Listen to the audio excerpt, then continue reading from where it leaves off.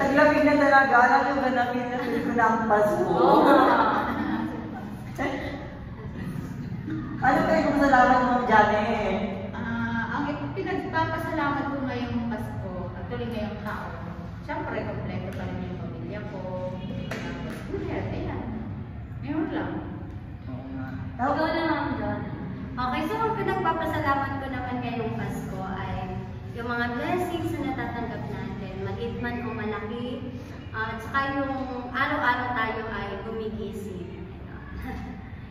Ako naman, good health sa family, tapos tayo, sama-sama tayo lagi, masaya, tsaka yung mga blessings na natatanggap natin gaya nga na nasabi ni Ma'am Zona. And ayun, tayong lahat ay laging masaya. Ikaw. Ako actually this year is such parang rocky road sa akin. So, meron siyang high note and low note for this year. Ayun. But, yun nga, December, at least malatag yung tono nito na nasa high note lahat. I mean, kubit ang family ko, nandiyan si Pia, yung aming bagong blessing, si Sia, and syempre, buko rin kayo guys, tayong grade 5. I'm happy na kayo kasama ko sa araw-araw. I mean, kahit madami yung trabaho, carry lang yan. Dahil buo tayo, merong teamwork, nakakaraw sa'yo lagi. Tama.